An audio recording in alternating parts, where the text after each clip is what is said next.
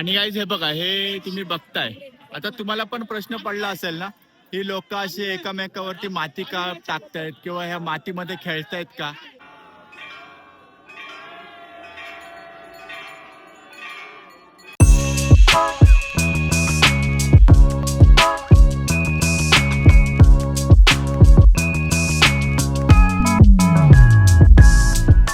हे गाईज, मी हिमांशू तुमचं स्वागत करतो माझ्या न्यू व्लॉगमध्ये.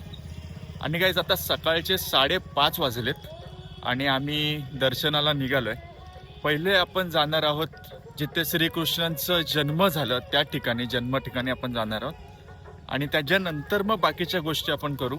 आता आपण घरातनं निघालोय सगळ्या गोष्टी आवरून. आणि तुम्ही माझ्या बॅकग्राऊंडला गाणं ऐकत असाल. इकडे सगळ्या गोष्टी अशाच ऐकायला भेटतील. आता चला, आता आपण निघालोय रूमवर ना, पहिले दर्शन घेऊ. आणि गाईज आता आपण फायनली आलोय आहोत इथे. हे आहे श्रीकृष्ण जन्मभूमी. तर इथनं आपण जाणार आहोत आणि आपण ह्या ऑटोने आपण आलो होतो. 30 रुपये सवारी घेतात इथं सोडायचे. पर पर्सन 30 रुपये घेतात आणि इथं आपल्याला आणून सोडतात. तर आपण ह्या इथं सगळे ऑटोज फिरतात. ऑटोने तुम्ही येऊ शकता इथपर्यंत.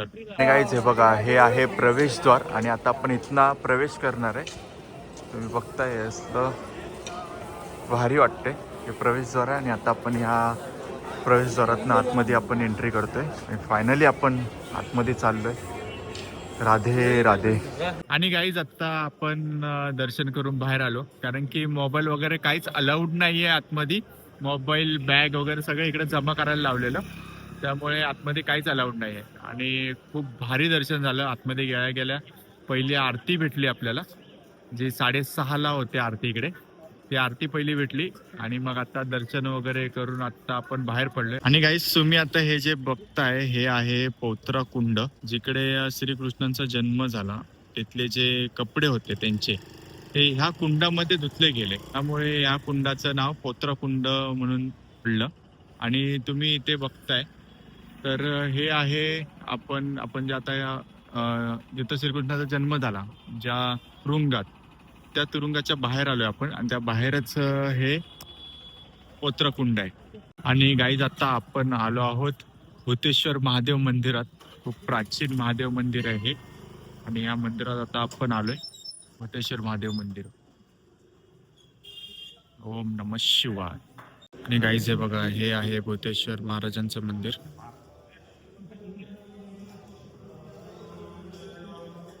ओम नमः शिवाय. आणि गाईज आता आपला भूतेश्वर महादेव मंदिराचं पण दर्शन झालेलं आहे आणि आता आपण चाललोय रूम वरती, कारण की आम्ही सगळेजणच असे अनवाणी आलो होतो. बिना चप्पलचे आम्ही आलो होतो दर्शनाला, कारण की श्रीकृष्णाच्या जन्मभूमीला मध्ये जायचं होतं. सो आम्ही चप्पल वगैरे काही घातले नव्हते, त्यामुळे हे आम्ही असे झालेलो. मग आता आपण रूम वरती जाऊ आणि रूम वरती जाऊन मग आपण चप्पल वगैरे घालून मग आपण बाहेर पडू. गाईज आता आपण चाललोय गोकुळला. आता गोकुळ आपण फिरणार आहे, रेहमान रती आहे, अजून बऱ्याचशा गोष्टी आहेत तिकडे. तर आता आपण ते बघायला चाललोय. आणि तिकडून आल्याच्या नंतर कंस किल्ला वगैरे जे इथल्या मथुरेच्या ज्या गोष्टी आहेत, त्या संध्याकाळी आपली आरती आहे. कुठली आरती आहे रे? द्वारकाधीश मंदिर. द्वारकाधीश मंदिर आहे. द्वारकाधीश मंदिर आज संध्याकाळी रंगपंचमी आहे, होळी आहे, त्या सगळ्या गोष्टी संध्याकाळी इकडे चालू होणार आहेत. त्यामुळे आता आपण पहिले गोकुळला जाऊ, गोकुळ मधल्या काही गोष्टी बघून येऊ. त्याच्यानंतर मग आपण इथं परत मथुरा फिरू, कारण की आज आपण मथुरामध्ये स्टे करणार आहे. आणि गाईज आता आपण आलो आहोत रमण रेती बघायला, जिकडे श्रीकृष्णांचं खेळायचं जे वय होतं, ज्या मातीमध्ये श्रीकृष्णांनी खेळले, त्या रमण रेती आपण आता ती बघायला आलो आहोत. हे बघा, हे एंट्रन्स आहे. आता एंट्रन्स मधनं आपण आतमध्ये एंट्री केले. आता मी तुम्हाला दाखवतो आतमध्ये जाऊन सगळ्या गोष्टी. आणि गाईज हे बघा, हे तुम्ही बघताय. आता तुम्हाला पण प्रश्न पडला असेल ना, ही लोक अशी एकामेकावरती माती का टाकतायत किंवा ह्या मातीमध्ये खेळतायत का? तर हे जी पण एक मोठी कथा आहे. तुम्ही ही जी बघताय रेती, हीच ती रेती जिकडे श्रीकृष्णांचं बालपण गेलं या रेतीमध्ये. आणि बघताय तुम्ही कशी लोक ह्या सगळ्या गोष्टी अनुभव घेत आहेत ह्या सगळ्या गोष्टीचा. आणि खरं आहे म्हणजे स्वतः श्रीकृष्ण ह्या सगळ्या परिसरामध्ये खेळलेत, नांदलेत, ज्यांचं बालपण ह्या सगळ्या एरियामध्ये त्यांचं बालपण गेलंय, तोच हा एरिया आहे. आणि खूप अशी समृद्ध जागा आहे आणि खूप पवित्र जागा आहे ही.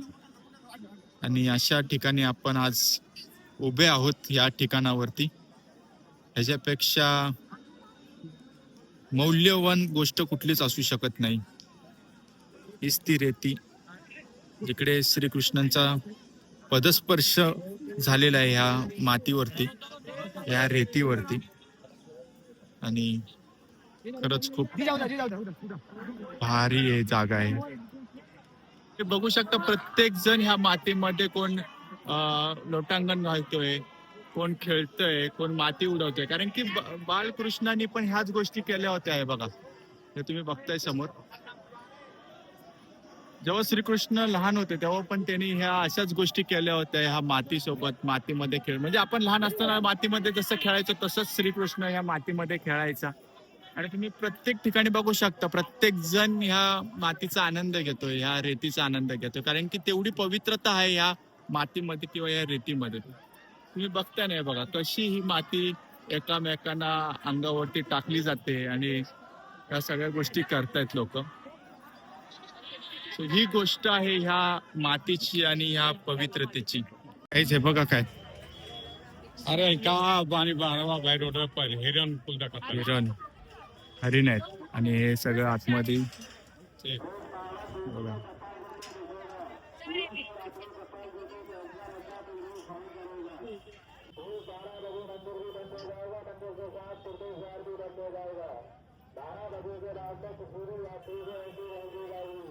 आणि गाईज आता आपण आलोय महावनला. महावन जिथे श्रीकृष्णांचे काही कथा आहेत ते मी तुम्हाला या ब्लॉग मध्ये दाखवतो. देखो ये जो आपका रास्ता है ना, इसको योग माया रास्ता बोला जाता है। ये जो इधर छोटे वाला जो है, या इधर इस तरफ, इस रास्ते से भगवान को लेके आए, बस योग माया को ले गए थे। जो पुत्री हुई थी ना गोकुल में, यहीं से ले गए थे। ऊपर लिखा हुआ है गोविंद गोकुल आए। ऐसे प्रतिबंध से भगवान को टोकरे में रख के मथुरा से लेके आए हैं वसुदेव जी। ये यमुना जी हैं, सूर्यदेव की पुत्री, यमराज की बहन। इन्होंने 60 वर्ष तपस्या किया, भगवान का चरण छुआ, फूलमाला चढ़ाया, रानी से पटरानी बनी है। बोलो यमुना मैया की। सामने नंदेश्वर महादेव हैं। जैसे आप लोग यहाँ दर्शन करने के लिए आए हैं ना, इसी प्रकार से 33 कोटि देवी देवता आए थे। माता यशोदा ने सबको बारी बारी से दर्शन कराया, शंकर जी को नहीं कराया। इसी जगह भगवान शंकर 3 दिन तक भगवान के घर में तपस्या किए। भूमि का नाम शंकर तपोभूमि पड़ा और इनका नाम नंदेश्वर महादेव हुआ। माता यशोदा ने सबको तो दर्शन करा दिया, लेकिन शंकर जी को यहाँ दर्शन नहीं कराया। क्यों नहीं कराया? हमारे ब्रज में माता बहनें भजनों में गाती हैं, देखो रे एक बाला योगी द्वार हमारे आया है, अंग बभूत बलग मृगशाला और शेषनाग लिपटाया है। शंकर जी की बड़ी बड़ी जटाएं हैं, शमशान का बसम लगा हुआ है, सर्व बिच्छू लिपटे हुए हैं। भगवान शंकर ने यहाँ के अलग जगाया, बोले अलग निरंजन। माता यशोदा नंद भवन से बाहर आ गए कि कोई बाबा आया है, इसको बिच्छा दे के वापस भेज देती है। जैसे ही यहाँ पे आई हैं बाहर, शंकर जी को देखा, इनके स्वरूप को देख के डर गई। जब श्री कृष्ण भगवान पालन पोषण के लिए आए थे, माता यशोदा की 60 वर्ष की अवस्था थी। शंकर जी कहने लगे मैया मुझे अपने लाला का दर्शन करा दे। माता यशोदा ने मना कर दिया, मैं आपको यहाँ दर्शन नहीं कराऊंगी। 3 हट हुआ। हट समझते हो? जिद। पहला हट माता यशोदा ने किया, चांदी की थाली में हीरा मोती लेके आई हैं, शंकर जी को देने लगी। शंकर जी ने मना कर दिया, मुझे कुछ नहीं चाहिए, मैं तेरे लाला की बाल छवि के दर्शन के लिए आया। योगी हट कर लिया। और तीसरा हट किया श्री कृष्ण भगवान ने, चंद्रमा मांगने लगे हैं। चंद्रमा 2 जगह है, पहला आकाश में है और दूसरा शंकर जी की जटा में। फिर भी यहाँ सामने से दर्शन नहीं हुआ, ऐसा दर्शन मिला है जो फोटो बना हुआ है। सोने का पात्र लिया, यमुना जल भरा, शंकर भगवान को अंदर बुलाया, बाबा इस जल में देखो। शंकर भगवान के चंद्रमा की परछाई जल में बनी। कृष्ण भगवान को अपने पल्लू में छुपा के लेके आई, पल्लू हटाया, श्री कृष्ण भगवान का परछाई जल में बना। कृष्ण जी को चंद्रमा मिला और शंकर भगवान को श्री कृष्ण भगवान का दर्शन हुआ। इस भूमि का नाम शंकर तपोभूमि पड़ा। ये आपके सभी 84 खम्भे हैं, इस कोने से लेके और उस वाले कोने तक, अंदर बाहर वाला। जितना भी है 84 है। क्यों लगाया? हमारे हिंदू शास्त्र में योनि कितना है? 84 लाख योनि भोगकर मानुष देही पाई, और अब चेत है तो चेत प्राणी नहीं, फिर 84 आई। इंसान का 84 लाख बार जन्म होता है, 84 लाख बार मरण होता है। तीर्थ कितना है? चारों धाम, 68 तीर्थ, सप्तपुरी और ब्रज 84 कोस यात्रा। इतना पैदल यात्रा हम अपने माता पिता को कलयुग में नहीं करा सकते। इसीलिए नंद बाबा और यशोदा मैया भगवान श्री कृष्ण से कहने लगे, लाला हमको चारों धाम, 68 तीर्थ, सप्तपुरी और ब्रज 84 कोस यात्रा पैदल करना है। भगवान ने मना किया, मैया बाबा आप इतना पैदल यात्रा नहीं करा पाओगे, इसीलिए मैं 84 खम्भे लगाऊंगा। 80 खम्भे भगवान के घर कौन है? कारीगर विश्वकर्मा जी, उनको आज्ञा दिया भगवान ने, एक रात्रि में 80 खम्भा लगाए और 4 खम्भे ब्रह्मा जी ने लगाए हैं। सतयुग, त्रेतायुग, द्वापर युग और कलयुग, 3 पे आज भी आपको निशान मिलेगा। सतयुग पे, त्रेता पे, द्वापर पे। कलयुग में कोई निशान नहीं है, भगवान का कोई अवतार नहीं हुआ है। ऊपर क्या लिखा हुआ है? पंचायती मंदिर श्री नंद भवन 84 खम्भा, पुरानी गोकुल महावन। 12 वन है, 12 वन में से एक ये सबसे बड़ा वन है, महावन। महा माने बड़ा और वन माने जंगल। किले के साइड में यहाँ वन था। आता आपण आहोत ब्रह्मांड घाटला, हे आहे ब्रह्मांड घाट आणि आता आपण चाललोय ब्रह्मांड घाट जवळ। आणि गाईस तुम्ही आता हे बघताय ब्रह्मांड घाट, आता आपण आहोत ब्रह्मांड घाटाजवळ। आणि ह्या घाटाला ब्रह्मांड घाट नाव का पडलं गेलं? कारण की जेव्हा बाळकृष्ण त्यांच्या सवंगड्यांसोबत, मित्रांसोबत जेव्हा खेळत होते आणि खेळता खेळता त्यांनी माती खाल्ली होती, आणि माती खाल्ल्याच्या नंतर त्यांची जी आई यशोदा मैया, त्यांनी श्रीकृष्णांना विचार की काय खाल्लेस, आ कर म्हणून। तेव्हा श्रीकृष्ण म्हणाले होते की मी काही खाल्लं नाहीये मी। शेवटी रागाने यशोदा मैयाने त्यांचं तोंड उघडायला लावलं आणि त्यांच्या तोंडामध्ये जेव्हा ब्रह्मांड दिसला होता यशोदा मैयांना, तो हा ठिकाण आहे। त्यामुळे या ठिकाणाला ब्रह्मांड घाट असं पडलं गेलं आणि हाच तो ठिकाण आहे बघा, तुम्ही बघू शकता या सगळ्या ठिकाणी। आणि गाईज आता फायनली आपलं ब्रह्मांड घाटचं पण दर्शन झालेलं आहे आणि आता आपण निघालोय पुढच्या गोष्टी बघायला। तर गाईज आता आपण नंदभवन मध्ये चाललोय, जिकडे श्रीकृष्णांचं बालपण जिकडे गेलं तिकडे चाललोय आपण आता बघायला। चला मी तिकडे जाऊन तुम्हाला बाकीच्या गोष्टी दाखवतो। गाईज तुम्ही बघताय हे सगळ्या ज्या गोष्टी आहेत, इथे श्री बाळकृष्णांचं बालपण गेलंय ह्या ठिकाणी। हे बघा, हे सगळे भिंत आणि सगळं साक्ष आहे त्या बालपणाची श्रीकृष्णांच्या। हे बघा।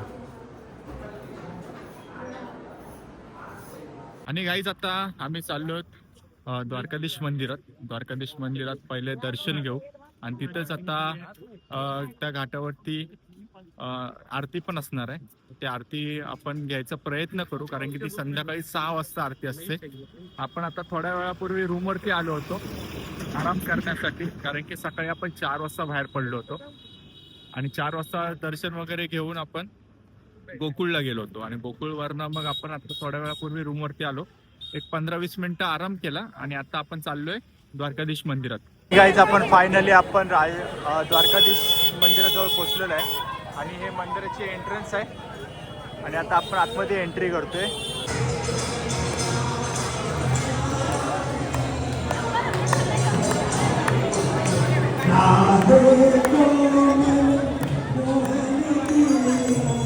आणि गाईज आता आपण आहोत विश्राम घाटावर आणि ही सगळी गर्दी बघते ती विश्राम घाटावरती आरती आहे, त्या आरतीची ही सगळी गर्दी आहे। आणि आता आपण थोडा वेळ थांबू, आपल्याला पण ही आरती भेटेल। या आरतीसाठीच आपण एवढा अट्टहास केला होता इथे येण्याचा।